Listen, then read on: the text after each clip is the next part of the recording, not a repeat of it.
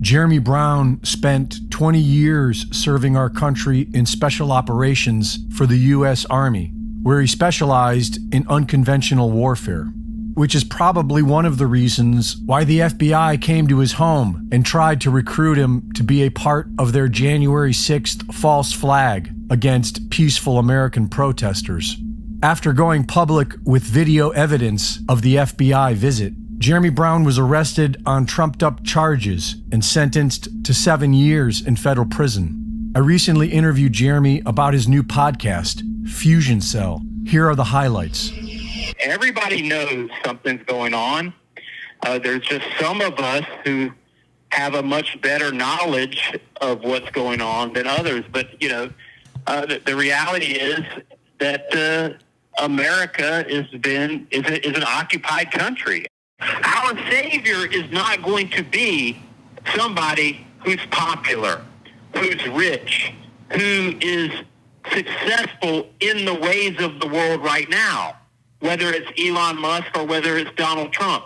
A politician is not going to save us. We need to start realizing that we are the answer to these problems.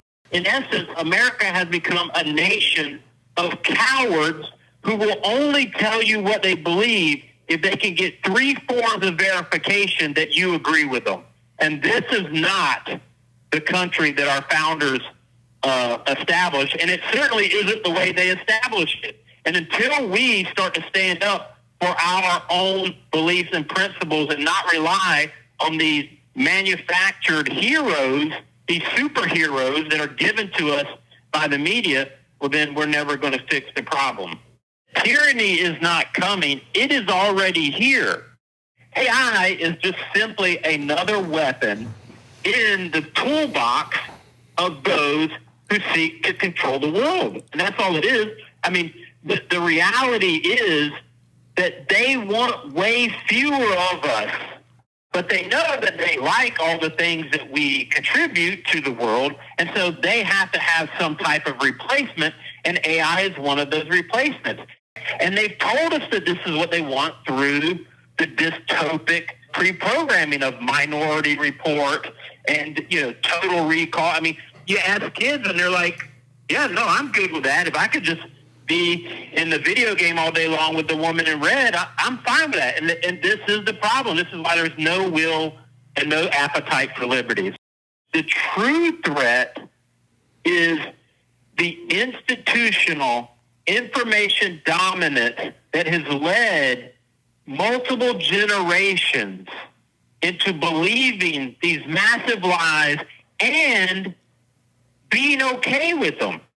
This is the problem, that people have been conditioned and uneducated and miseducated into not even caring. You have confused women because there's no men. You have confused men because they've been bashed by a society, right? Then you have our kids being sexually mutilated. I mean, it is such a mess. And for the most part, people are okay with it.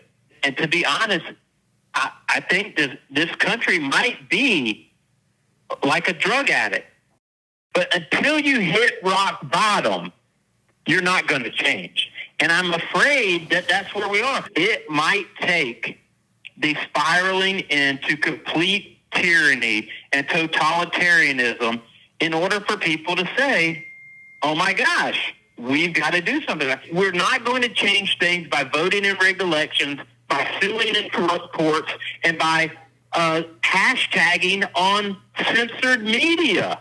What is it going to take to get Americans in the street? Apparently, they might never end up in the street. I mean, hell, we might be all dead from nuclear war and cricket overdose before anybody ever gets in the streets. If we're going to survive this tyranny, if we're going to recapture America, because our republic's way, way far gone, and we're going to have to proselytize around liberty.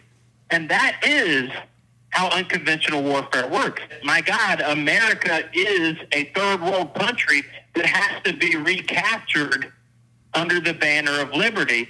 And it's going to be a lot of work. And we have to first start by identifying that the work needs to be done. No one wants to care about January 6th descendants or Jeremy Brown or this kid in Connecticut, right? But now that it's happened to Trump, now everybody cares, right? And see, we're never going to win that way. Why has it taken years and something happening to a single man who had the ability? I mean, he has billions of dollars. He could pay for all the January 6th defendants' legal fees. He told my elderly mother at Mar-a-Lago to her face, if I'm elected, I'll pardon your son. This is why I'm critical of President Trump. That's sacrosanct, right? You can't be, if you're critical of President Trump, you might as well be in the deep state. But see, that's the mindset that is plaguing this country right now. That is the two-party duopoly, the tyranny of two choices, psychological warfare that has been overlaid into the American psyche. It's not about one man. That this has been happening to Americans for years, and why hasn't that upset us? What these politicians do is not service. Service is giving of yourself, not making yourself rich. Nobody cares. I mean, nobody likes it when I say standing armies are unconstitutional. This is the massive standing army military-industrial complex that the Constitution prohibits and that the founders feared, and yet you can't say that today because everyone thinks that a standing army has just been around ever since the Constitution. No. In fact, I think it was until World War I. Everything is completely out of whack because nobody knows anything about anything. Everybody needs to start paying attention to observations and making their own conclusions. Check out the full interview this Sunday on my Substack. Jeremy Brown has started a new podcast from jail with several episodes coming out every week. You can find his channel on rumble.com, Jeremy Brown Campaign. Tune in and learn how you can serve our country. Jeremy Brown has been captured by the enemy and is still doing his part. What are you doing? Reporting for InfoWars, this is Greg Reese.